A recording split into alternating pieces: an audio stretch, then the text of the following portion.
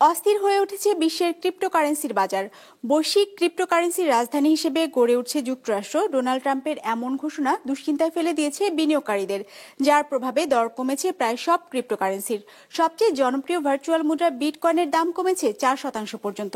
বিস্তারিত ডেস্ক রিপোর্টে। 250-টিরও বেশি ডিজাইন অপশন নিয়ে ওয়ালটন স্মার্ট ফ্রিজ, বোঝে আপনার প্রয়োজন। If crypto is going to define the future, I want to be mined, minted, and made in the USA. It's going to be. It's not going to be made anywhere else. And if Bitcoin is going to the moon, as we say, it's going to the moon, I want America to be the nation that leads the way. Bitcoin চাঁদে গেলেও America পথ দেখাবে।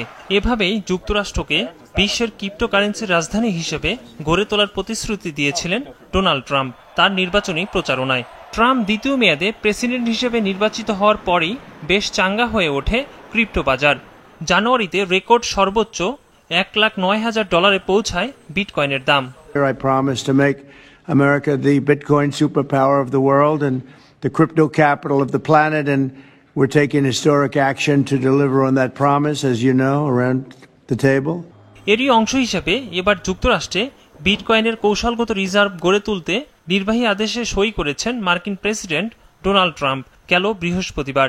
এতে বিনিয়োগকারীরা বিভ্রান্তিতে পড়ায় ক্রিপ্টোকারেন্সির দর কমেছে 6% পর্যন্ত। এর সাথে যোগ হয়েছে ট্রাম্পের শুল্ক যুদ্ধ সহ বৈশ্বিক অর্থনৈতিক অনিশ্চয়তা।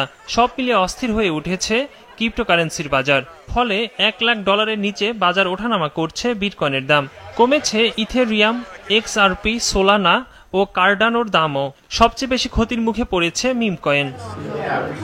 তথ্য বলছে সোমবার বিটকয়েনের দাম 4% কমে বিক্রি হচ্ছে $82,600। ইথেরিয়ামের দাম পড়েছে 5.4%, বিক্রি হচ্ছে $2,070। আর বৈশ্বিক ক্রিপ্টোর বাজার মূলধন কমেছে 4.4%, অর্থাৎ $2.7 ট্রিলিয়ন। সম্প্রতি বিটকয়েন ছাড়াও 4টি ডিজিটাল মুদ্রাকে কৌশলগত রিজার্ভে অন্তর্ভুক্ত করার ইচ্ছা প্রকাশ করেছেন president Trump. Ekramul Islam Khan, business report, মাছরাঙ্গা টেলিভিশন।